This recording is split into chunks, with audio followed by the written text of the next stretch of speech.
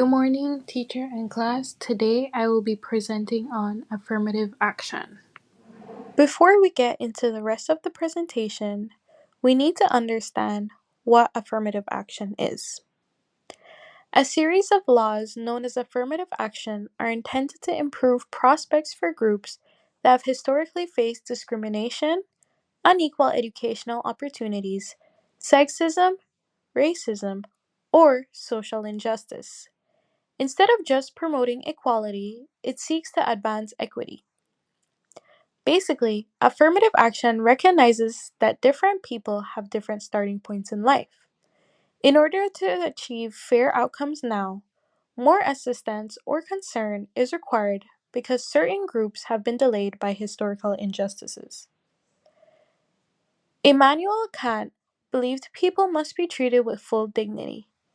Act in such a way that you treat humanity, always as an end and never merely as a means. Affirmative action respects the dignity of marginalized groups by giving them genuine opportunities, not symbolic inclusion. Next off, I'll be talking about why affirmative action exists. So, affirmative action exists because historical discrimination still affects people today. Laws alone cannot erase decades or centuries of inequality. Martin Luther King Jr. highlighted this when he said, "A society that has done something special against the Negro for hundreds of years must now do something special for him." This supports the idea that corrective action is necessary for a fair society. Now I will be getting into the three philosophical perspectives. Number one, equals should be treated equally and unequals unequally, in proportion to their relevant differences. Aristotle. Justice, fairness, courage, and practical wisdom are among the moral traits that Aristotle emphasizes. Eudaimonia, or human flourishing, is the goal of ethical behavior. Aristotle's perspective on affirmative action is as follows. When past injustices have denied certain populations equal chances, affirmative action can be viewed as an effort to restore justice.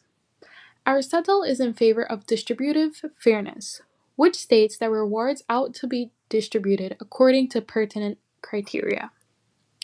Providing additional help to those who have previously been disadvantaged due to circumstances beyond their control is one option to address this imbalance.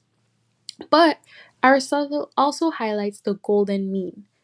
Fairness may be violated by excessive favoring or reverse discrimination. Promoting long term justice without causing new injustices is the noble method. Number two, Christian ethics.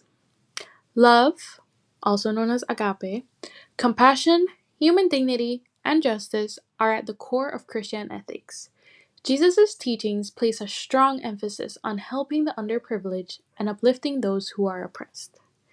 Christian ethics' perspective on affirmative action is as follows.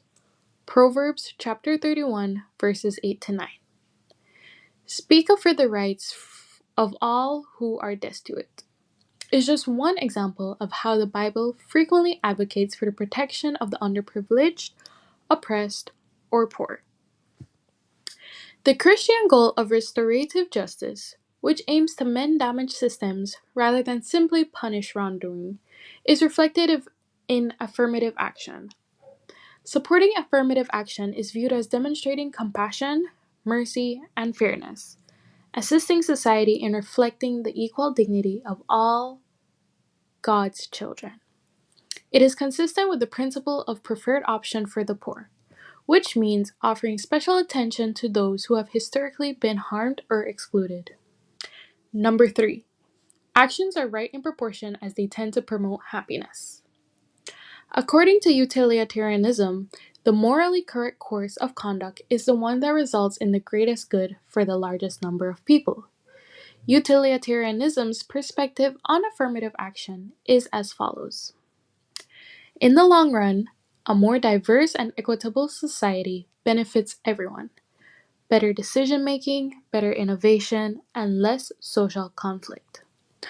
Although some groups may become frustrated or resentful, utilitarianism weighs these harms against the greater social benefit of advancing fairness and reducing inequality. Affirmative action can increase overall social happiness by helping disadvantaged groups access education and employment, which reduces poverty and increases well being. Now, since we have covered the three philosophical perspectives, I will now be talking about my personal perspective on affirmative action. My personal truth. My personal position, after taking into account several ethical frameworks, is that affirmative action is morally acceptable as long as it is applied carefully. Historical disadvantages, in my opinion, do not go away on their own. Affirmative action gives some communities the essential push to ensure fairness, not just equality, but equity, because they begin the race far behind others.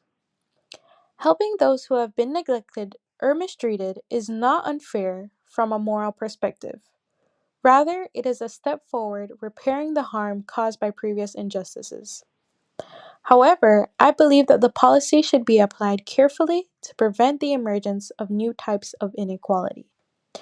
In general, I am in favor of affirmative action because it creates a society that is more compassionate, inclusive, and just, where opportunities are determined by human dignity and equal access in addition to talent.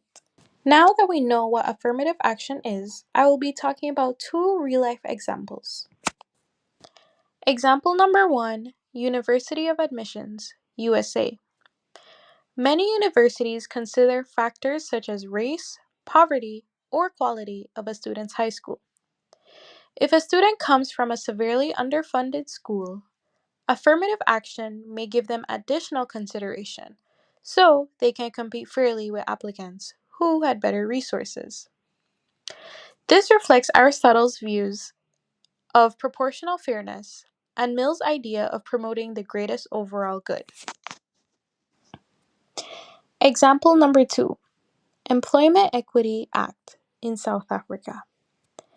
After apartheid, the South African government passed the Employment Equity Act in 1998, which requires companies to improve hiring for groups who were oppressed for decades. This included Black Africans, Indians, Coloreds, and women. This policy directly connects to MLK's argument that societies must do something special to repair deep historical harm. This concludes my presentation. Thank you guys so much for watching and thank you for listening. I hope that with this presentation, you guys have a better understanding of what affirmative action is.